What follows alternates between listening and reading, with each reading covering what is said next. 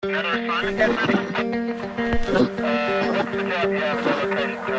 capitalisme engendre une dynamique permanente d'accumulation, de crise et d'innovation.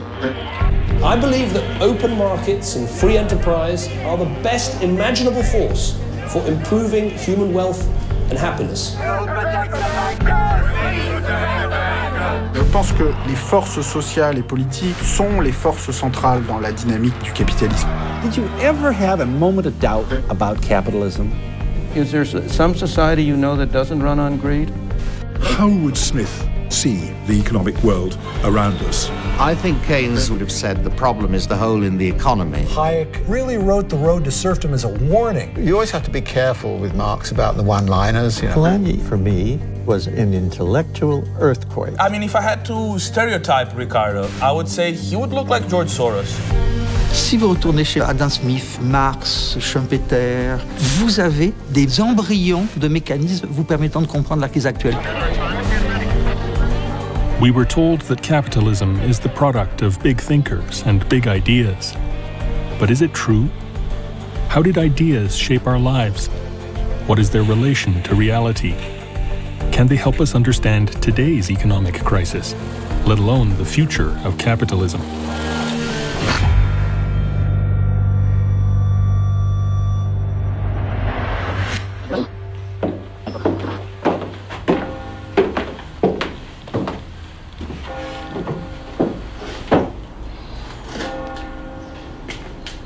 Smith moved to this house in 1778. That's 2 years after the publication of The Wealth of Nations. It's quite likely that this was the fireplace of the room in which Smith staged the most disastrous moment in his intellectual career.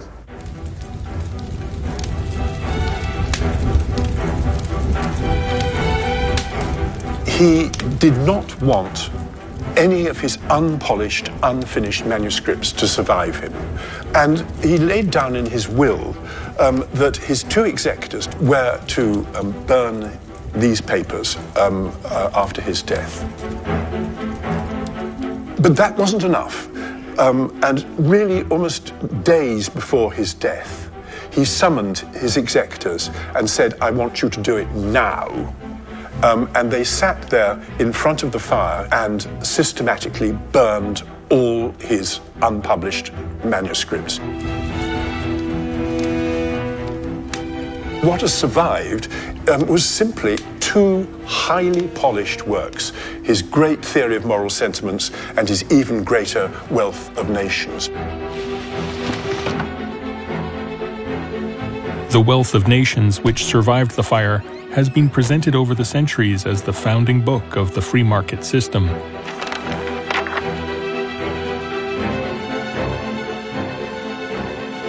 Many of Adam Smith's notes were destroyed in the fire, leaving us with only this book and the interpretations of those who have used it to promote the very narrow view of the market as a science.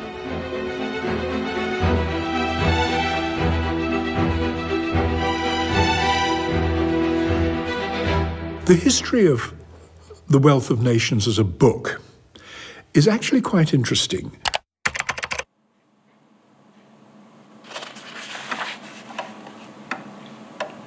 If you look at the first edition, it's an expensive production, and it looks to me as though this was a book destined for a specialist market, a market of philosophers, a market of politicians. But what's interesting is by the time you get to the latter part of Smith's life, to the edition of 1784, it's now become a cheap edition. It's now become a mass-produced edition. In other words, what's intended for a specialist market is now becoming something like a bestseller. And it's going to stay like that. The book has never been out of print. It's always been a bestseller. It does raise questions about what turns a specialist book like that into a bestseller. I think part of it is that it looked as though Smith had actually done what Newton did for the natural sciences.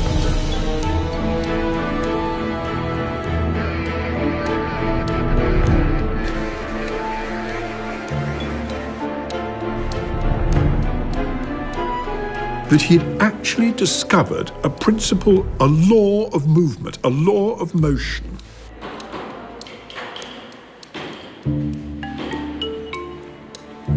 Je crois que Adam Smith a créé le cadre conceptuel de la théorie moderne contemporaine, des individus en interaction sur des marchés. Mais il n'a pas fait de modèle, il n'a pas quantifié. Pour lui, c'était une vision de l'économie marchande.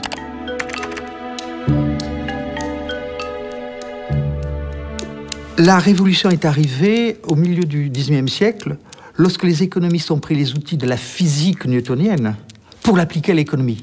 Au point que là, l'illusion a été de trouver l'équivalent des lois physiques pour l'économie.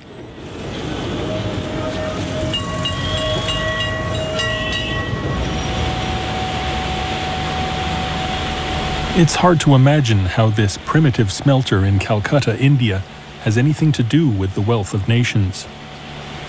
But work here is following the first principle of Adam Smith's book, division of labor, a principle which after Smith's death has been elevated to a scientific law.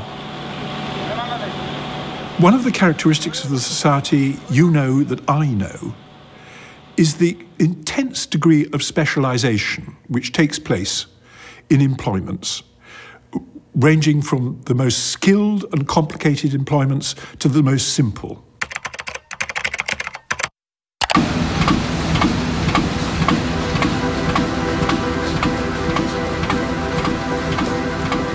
To take an example, the trade of a pin maker could perhaps, with his utmost industry, make 1 pin a day. But in the way this business is now being carried on, one draws out the wire, another straightens it, another cuts it, a fourth points it. I have seen a small manufactory of this kind where 10 men make among themselves 12 pounds of pins a day. Adam Smith, The Wealth of Nations. So he comes to the conclusion that progress, economic progress, has got everything to do with the division of labor. No wonder the division of labor has been treated as the equivalent of a Newtonian law. After all, it has been the engine of wealth creation used in the manufacture of almost every product we know. From a sophisticated iPad to a single pencil. For Smith's followers, the division of labor has become a pillar of the free market economy. To enable millions of people to cooperate peacefully together, we need to understand how it is that a free market works. I know no better way to bring this out than by a very simple example called I the Pencil. This is the only prop I have for this TV show. As you can see, it's a plain yellow pencil. There's nobody in the world who knows how to make a pencil. Now that seems like a silly thing to say, isn't it? This is just the most obvious thing. It's only a piece of wood with something black in the middle and a little red tip at the end. What do you mean nobody knows how to make a pencil? Well, suppose you were to start to set out to make a pencil.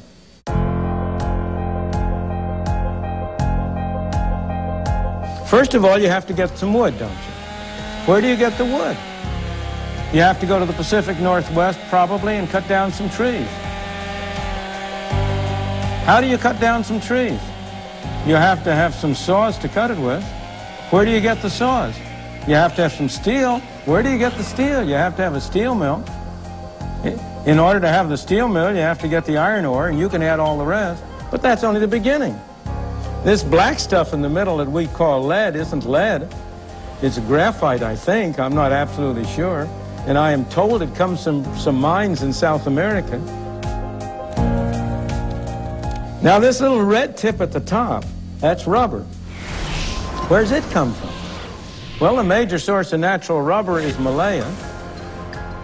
But the miracle of this pencil isn't that nobody knows how to make it. The miracle of the pencil is how did it get made? What is it that has enabled this little elementary transaction to take place. Now, how is that brought about? Is there some commissar sitting in some central office who is sending out orders to these people in Malaya, to these people in South America, to the people in Washington? How is it that they are led to cooperate with one another? These thousands of people who have been led to engage in this simple transaction, not one of them has been forced to do it. Nobody has had a gun to his head. They've all done it. Why? Because each one of them thinks he's better off in this transaction.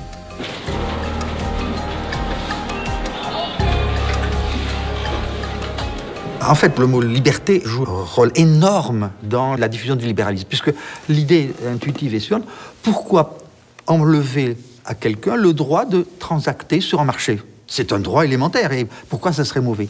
Eh bien, c'est tout simplement que, par exemple, si je suis un pauvre paysan qui négocie par rapport à une grande multinationale, c'est la multinationale qui fait le prix et pas moi. Donc, la premier élément, c'est que je suis libre de transacter sous un effet d'asymétrie du pouvoir qui fait que je n'ai aucun rôle dans la formation du prix. An iPad factory in Shenzhen, China. A global assembly line for parts that come from all over the world. The 21st century global version of Adam Smith's pin factory.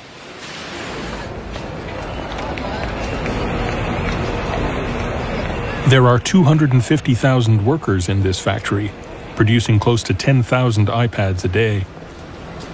But can we call the workers who manufacture them free?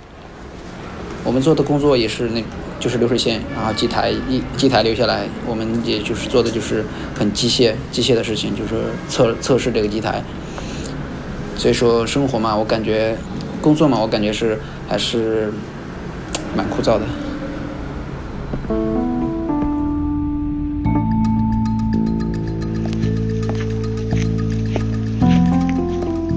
在富士康在这里面人员被高度的分化，就是说你同一个地方来的，就是说你在一个地方工作的话，也不可能住在一个地方。这边的人，城市里的人都是被高度分化的。用我们经常说的一句话就是“离家的孩子像根草”。So this is the moral dilemma at the heart of the wealth of nations.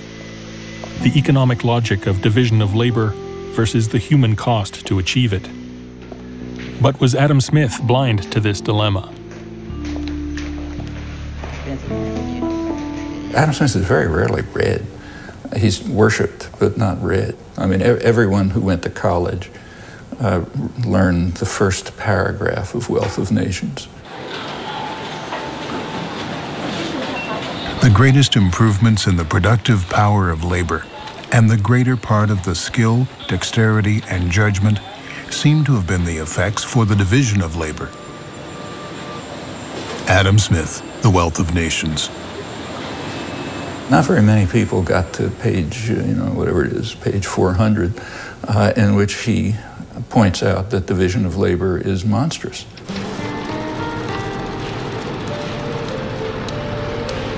In the progress of the division of labor, a great body of people comes to be confined to a few very simple operations. The worker has no occasion to exert his understanding. Adam Smith, The Wealth of Nations.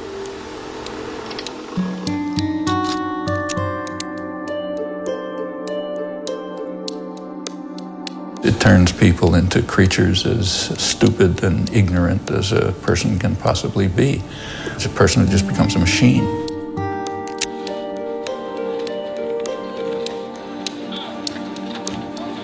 That's a terrible attack on fundamental human rights. And therefore, he says, in any civilized society, the government is going to have to intervene to prevent division of labor. How many people get that far? The Industrial Revolution was founded upon the creation of a factory system with large-scale machinery and, of course, a labor process. It was very different from that which artisans making their cabinets or so on engaged in. It was a completely different machine technology, which then was dominating. The machine controls the labourer rather than the labourer controlling the tool, which was true of artisan production. And of course, social relations do indeed change. The labourer in the factory has a very different set of social relations with other labourers and a very different set of relations with the tools, a very different relation to nature than the artisan in a workshop, sort of, making a cabinet or whatever. For centuries, economists and politicians ignored Adam Smith's own recognition of the moral dilemma at the heart of division of labor. Self-interest, his second most quoted principle, suffered a similar fate.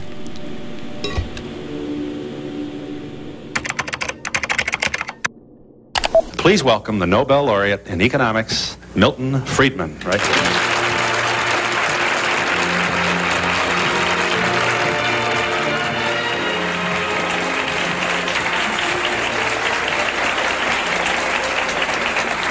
Let's share with the people at home just one of the statements of Adam Smith that you refer to in your book, which, of course, when I want it, I'm not going to be able to... oh, it's on page 2. All right, thank you. By pursuing his own interest, that is to say, his meaning the person engaged in free enterprise, Adam Smith says, he frequently promotes that of the society more effectively than when he really intends to promote it.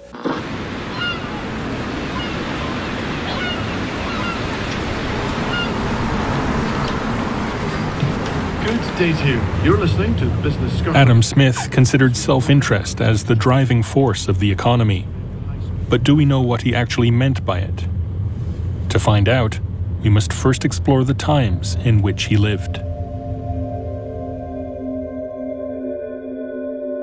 אדם סמית הוא ילד של המהפכה המדעית ושל האמונה הבסיסית ביותר של המהפכה המדעית, שזאת היא האמונה בקדמה.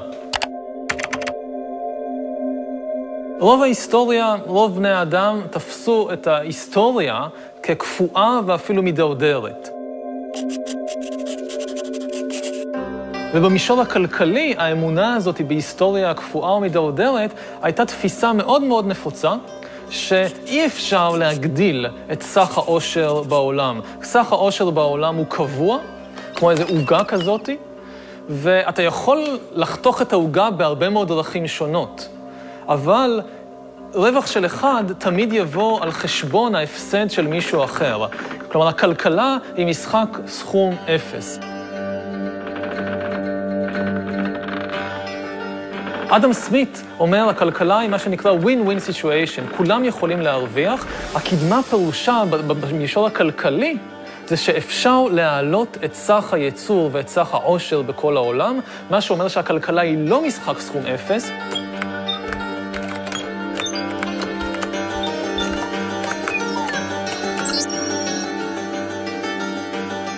וזה הבסיס באמת אולי לרעיון, שהוא לא רק רעיון כלכלי, אלא רעיון מוסרי, החשוב ביותר של אדם סמית, שאגואיזם זה אלטרואיזם.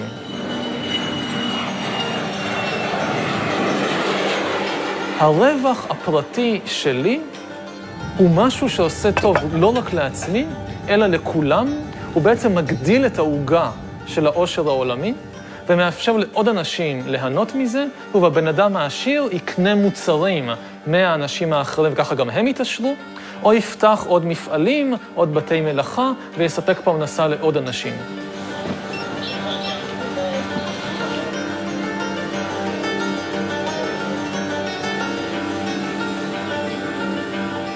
Adam Smith had this famous passage in his Wealth of Nations. It is because well, I'm paraphrasing him, but because the bakers and the butchers want to make money, that we can have our dinner.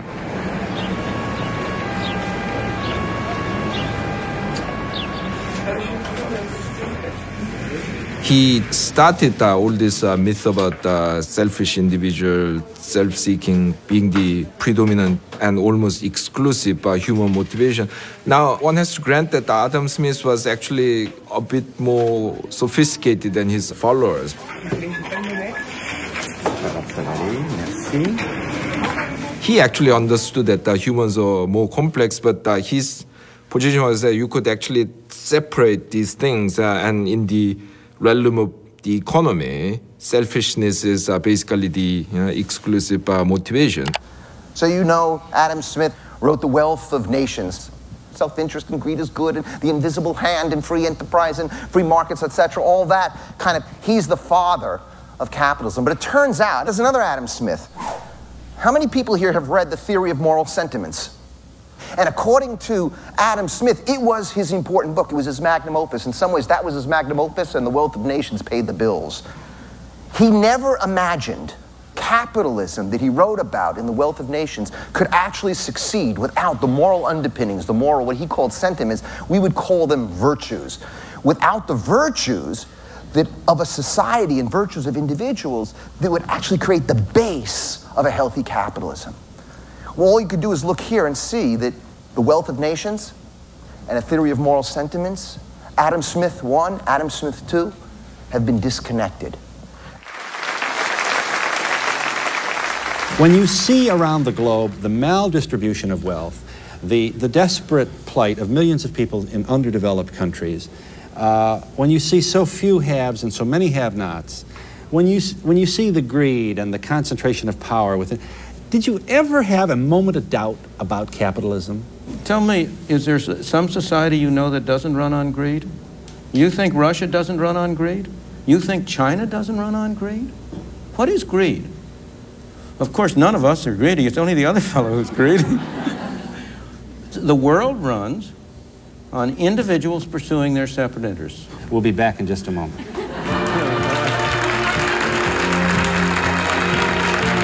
Of course, we are all, to an extent, selfish. Some people more, some people less. But we also have many other motivations. I mean, we have solidarity, we have loyalty, we have sympathy. You know, I mean, all these motivations are real. And we really, I mean, need to design a system that exploits all these complex human motivations. Because if you begin to assume that everyone is selfish, everyone's only out to promote his or her own self-interest, and then you have to suspect everyone, you have to monitor everyone all the time, and the system will actually grind to a halt. The great achievements of civilization have not come from government bureaus. Einstein didn't construct his theory under order from a bureaucrat. Henry Ford didn't revolutionize the automobile industry that way.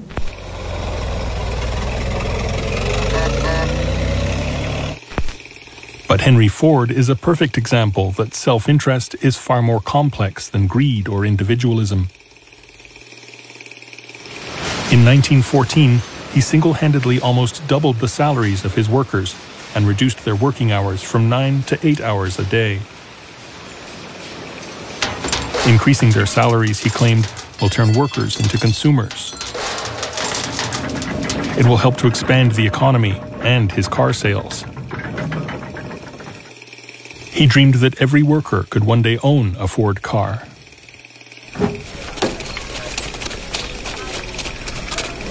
Non-selfish motivations are important. Then, good managers know it. I mean, they'll talk about persuading people, connecting to people, providing a vision, creating the esprit de corps, I mean.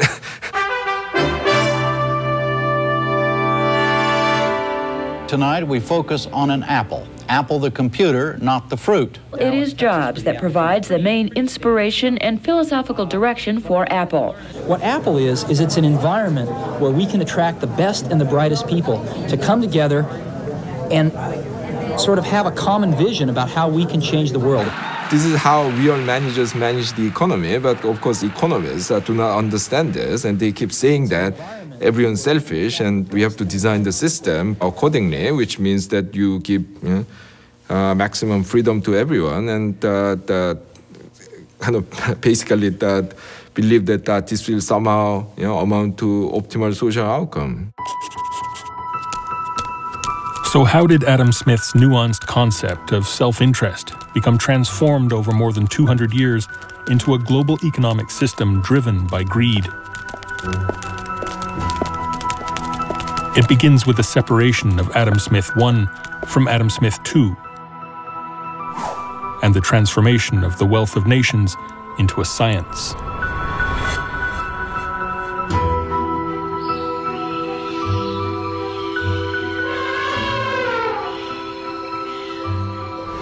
The doctrine of self-interest was the economic equivalent to the law of gravity. It ensured equilibrium.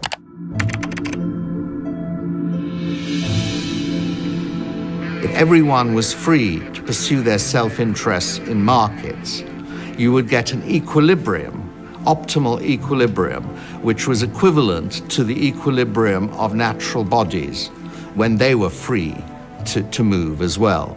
So I think the analogy with physics was very, very strong. What they ignored completely was how human beings actually behave.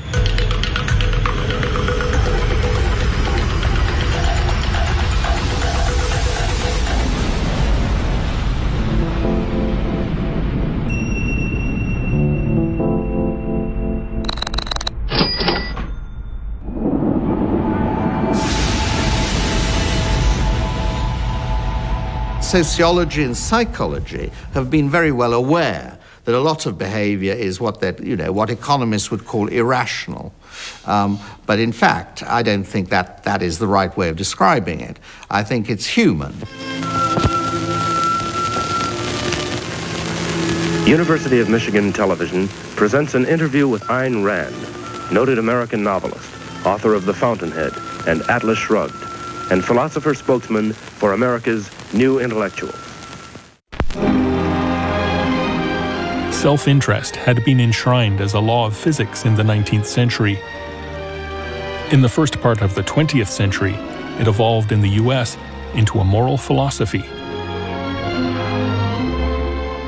I'm challenging the moral code of altruism, the precept that man's moral duty is to live for others, that in fact makes man a sacrificial animal. I say that man is entitled to his own happiness and that he must achieve it himself. Now, what can be more important than happiness? But happiness does not mean simply momentary pleasures or any kind of mindless self-indulgence. Happiness means a profound, guiltless, rational feeling of self-esteem and of pride in one's own achievement. Join me in welcoming Paul Ryan. In the 21st century, Ayn Rand's philosophy of self-interest became part of a political campaign. I grew up reading Ayn Rand, and it taught me quite a bit about who I am and what my value systems are and what my beliefs are. The issue that is under assault, the attack on democratic capitalism, on individualism and freedom in America, is an attack on the moral foundation of America. And Ayn Rand, more than anyone else, did a fantastic job of explaining the morality of capitalism, the morality of individualism. Our rights come from nature and God, not from governments. This kind of approach has been so destructive, especially in the last 20, 30 years. We have come to almost glorify self-interest. I mean, we have come to believe that all the other motivations, all the other emotions, all the other moral values, they are somehow secondary. They are somehow for stupid people. They are somehow for kind of lower beings.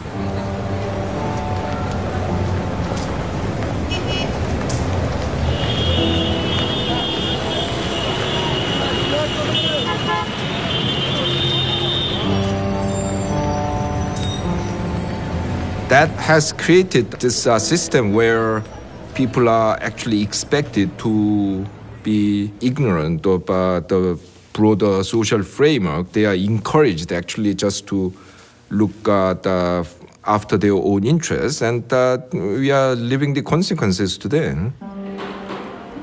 There are two words which over the centuries immortalized Adam Smith and the Wealth of Nations. They've become shorthand for global economic activities, transforming self-interest into a magical mechanism. an engine for a global economic system.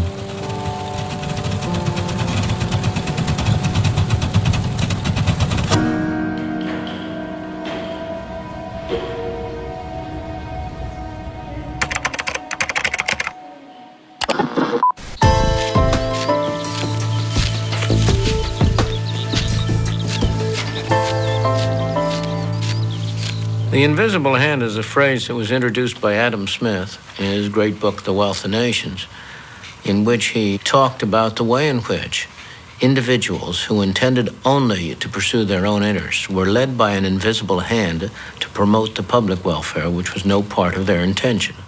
60-second adventures in economics. Number 1, the invisible hand.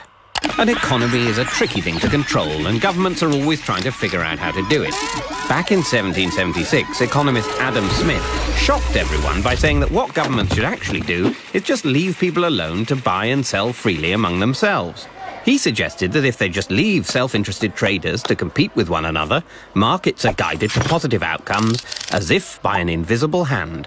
If someone The invisible hand has long been a staple of any economics course. or offer something better. Le paradoxe, c'est que ce seul mot a été dupliqué comme le fondement de l'économie de marché. C'est un succès incroyable. Vous avez des dizaines de milliers de mots dans l'ouvrage de Adam Smith, et c'est la main invisible, cité une seule fois. Yet Adam Smith never wrote it in this context. Adam Smith was concerned that if there was free movement of capital and free import of goods, he said England will suffer because British capitalists will invest abroad and they'll import from abroad, and that'll harm the English economy. And Adam Smith then gave an argument. It was not a very good argument, but his argument was that English investors will prefer to invest in England because of what some called a home bias. They'll have a preference for investing close by, and therefore, as if by an invisible hand, England will be saved from the menace of free capital movement and of free import. That's invisible hand. What's that got to do with the Cato Institute or the modern enthusiasm about free capital flow and having U.S. corporations invest in China so they can send stuff back here to sell cheap, exploiting Chinese workers? That's not Adam Smith.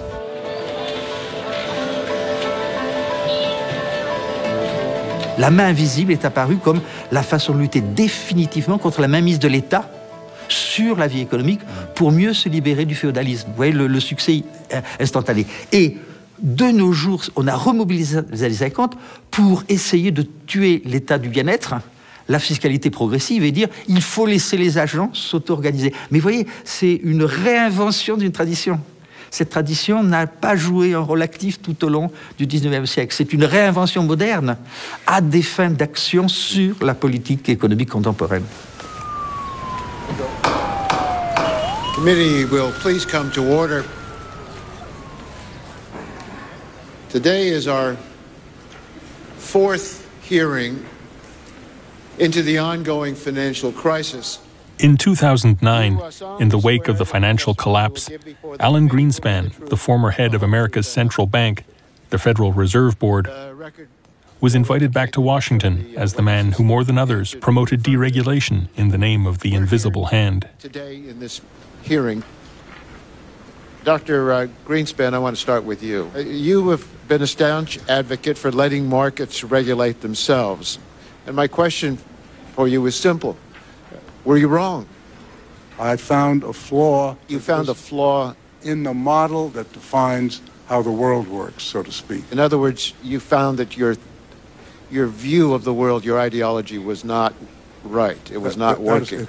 Precisely. No, that's precisely the reason I was shocked, because I've been going for 40 years or more with very considerable evidence that it was working exceptionally well. Which model was he referring to? Alan Greenspan's intellectual career began with Ayn Rand. He was among her disciples, an enthusiastic believer in her theory of the supremacy of rationality. It is only since the Industrial Revolution, the birth of a free society, the society of capitalism, that there was a new class of men, which is the pre-producers of material goods, the businessmen, the industrialists. That is the man who lives by means of reason. That is the man who, in his psychoepistemology, is not guided by his immediate perceptions nor by his emotions, but by logic, by his concepts, by reason. That is the man whom I call the producer. When Alan Greenspan was nominated years later by then-President Gerald Ford to head his Council of Economic Advisors, Greenspan paid tribute to his old master and invited her to meet the president.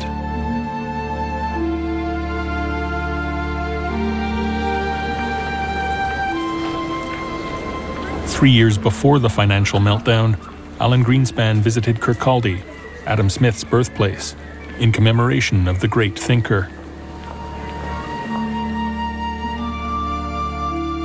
One could hardly imagine, Greenspan said, that today's awesome array of international transactions would produce the relative economic stability that we experience daily if they were not led by some international version of Smith's invisible hand.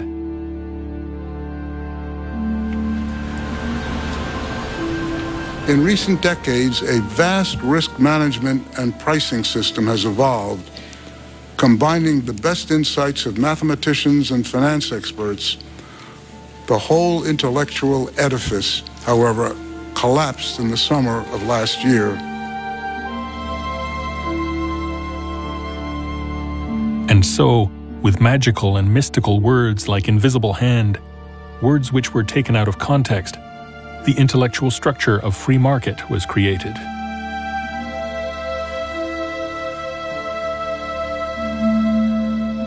People, of course, have different views on whether free market is desirable. So some people believe that we should leave the markets free.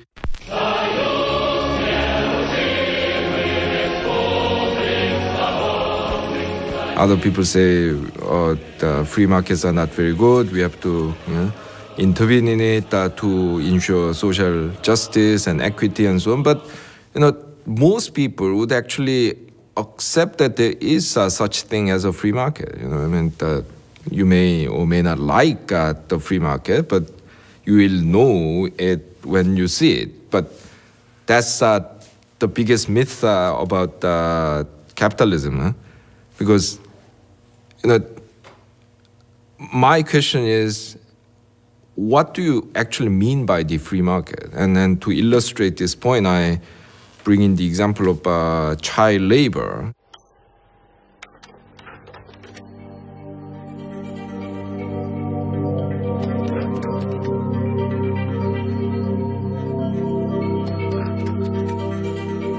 Today, in all the rich countries, there's restrictions on child labor. But there was a time when child labor was a very widespread thing.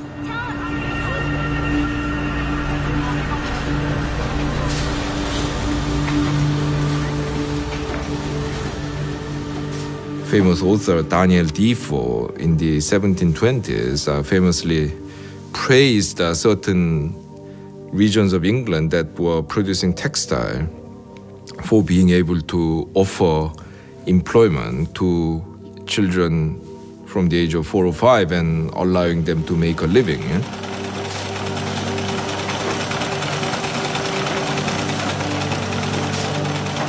In the early 19th century, in the British Parliament, a group of social reformers made the very first attempt to actually officially regulate child labor. Now, even then, a lot of people were against this regulation because they said this regulation is trying to undermine the very foundation of a free market, namely the freedom of contract. So they said, these children want to work. These people want to employ them. What is your problem? Now, today, a lot of people will find this argument absurd because people accept that there are certain contracts that society should override in the interest of general welfare. So the example of child labor beautifully illustrates how markets are essentially a political construct.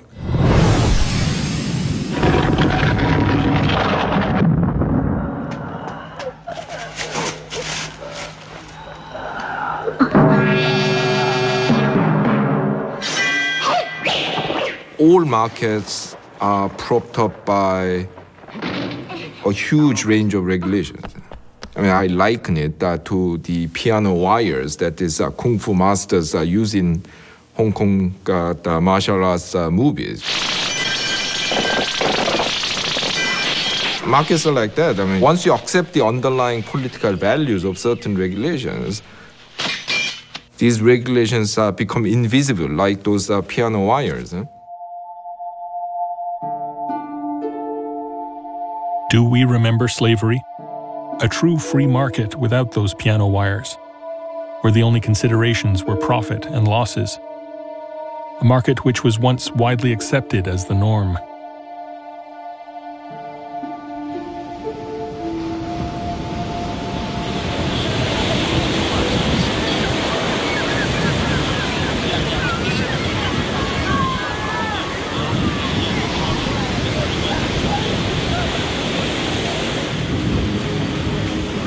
One of the first to identify the intellectual foundations on which slavery was built, the ability to separate economic logic from social and human reality, was a contemporary of Adam Smith, a former slave, and a philosopher too.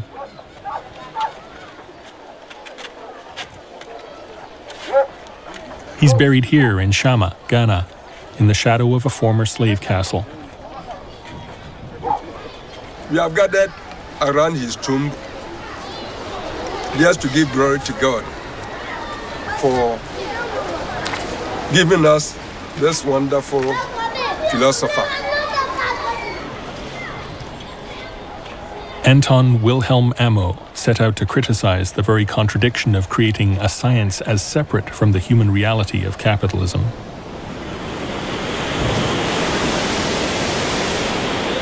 Amo's journey began, as do those of so many before him, on a slave ship out of Africa.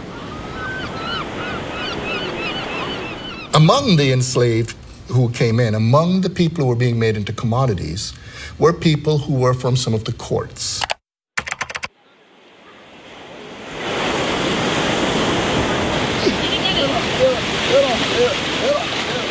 Some of them, when they were brought in, immediately showed their precocity.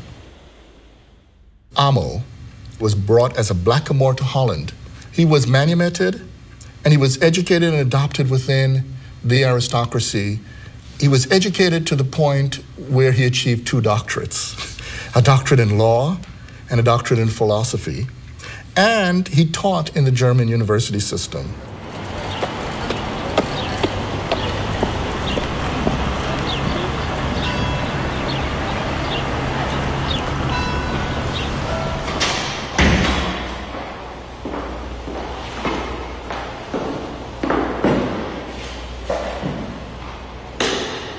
Amo, der erste schwarze Afrikaner, der an einer europäischen Universität studiert hat, hat sich bei uns eingetragen, und zwar unter der Nummer 488. Das ist der 9. Juli 1727 gewesen.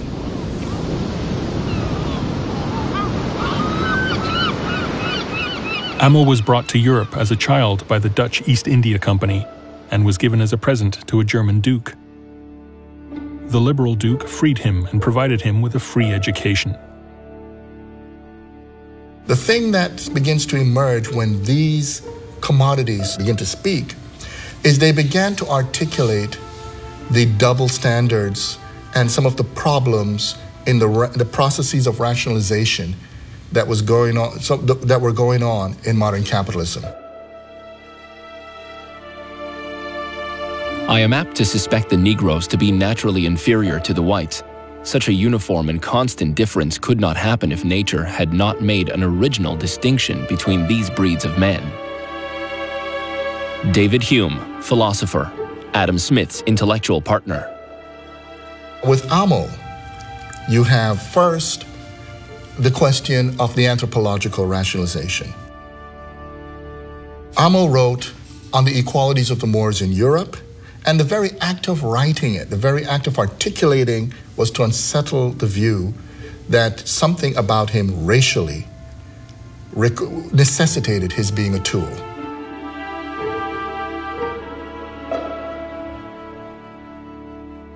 As we know, René Descartes, the famous French philosopher, articulated reality as being dual, having mind and body.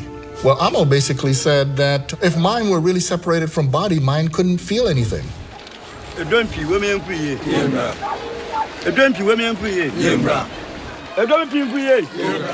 Amo began to deal with this problem of how rationality and reason was being used, ironically, against reality and reason. If we look at the way Adam Smith would argue, he was articulating a system that sets up as an ideal world, paradoxically, a world without people.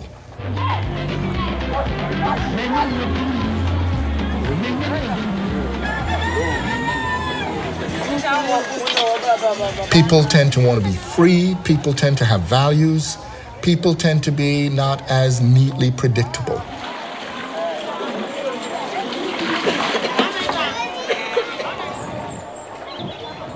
In 18th century Europe, a warning from an African philosopher was doomed to be ignored.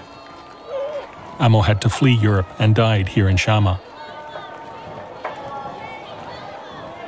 While The Wealth of Nations pioneered modern economics, Amo's books were burned and his work is all but forgotten.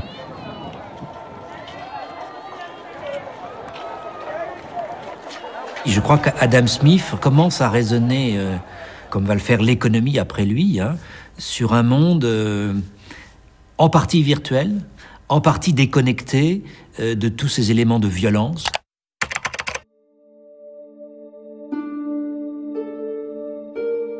C'est vrai qu'au cœur de ces thèses, il n'y a pas du tout, évidemment, cette prise en compte de la violence occidentale qui a existé pourtant dans les 3 siècles qui le précèdent.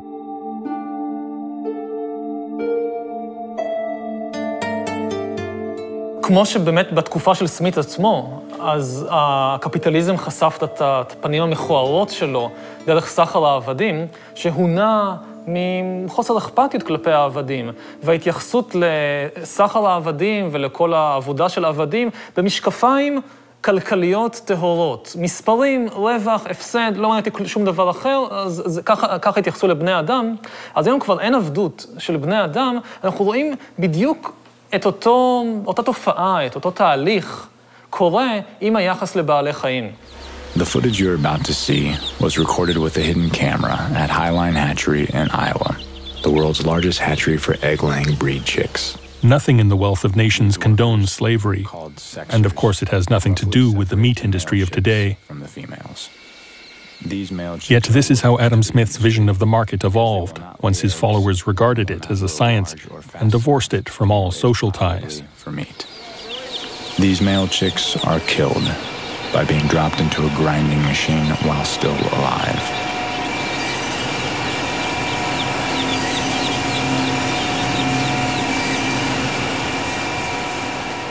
שגם שם אומרים בעלי חיים בתעשיית הבשר, הביצים, החלב, שמים את המשקפיים, הכל מספרים, הכל רווח, הפסד, מניות, אחוזים, ביקוש, היצע, שוכחים שיש לנו פה עסק עם יצורים חיים. Here a worker uses a hot cautery device to painfully burn off the calf's horns, a common dairy industry practice known as disbudding.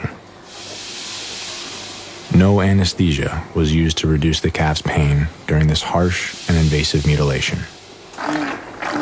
ואף אחד לא חושב על זה, זאת אומרת, מי שפותח את המקרר או להוציא חלב לשים בקפה, הוא לא חושב על זה שמשם הגיע החלב שלו. אבל אין פה שנאה.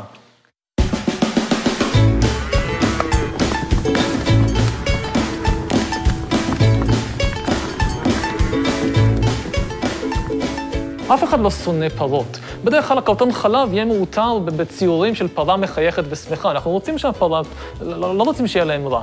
הם פשוט לא חושבים עליהם. ומה שמאפשר לנו לא לחשוב עליהם זה באמת האופן שבו בנויה הכלכלה הקפיטליסטית. הכלכלה באמת, העולם שאדם סמית חוזה, עולם שיש בו אך ורק רווח והפסד וביקוש והיצע ומספרים, וכל השאלות וכל השיקולים של מוסר ושל דת וכן הדברים האלה, להוציא את זה החוצה.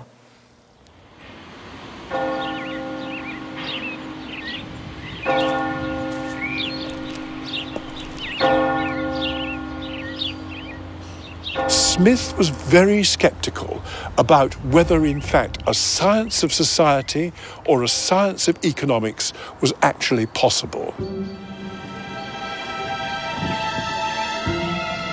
Smith is always deeply cautious about how free markets should be implemented.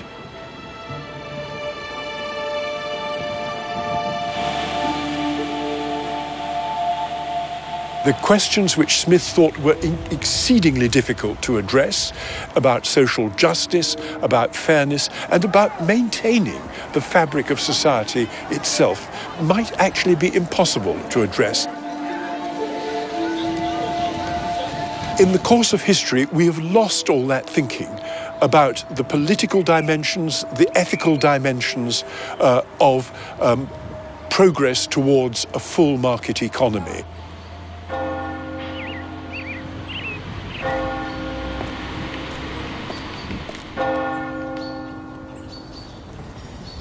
J'ai une grande admiration pour Smith parce qu'il est anticipateur du capitalisme. Smith anticipe le caractère révolutionnaire de la division du travail qui va en proportion de la taille du marché. Et alors moi, j'ai toujours vu Smith comme ayant un siècle d'avance par rapport aux autres théoriciens, alors que tous les successeurs vont avoir quelques siècles, un demi-siècle de retard. Et pour aller jusqu'à la plaisanterie, la théorie néoclassique actuelle a un siècle de retard.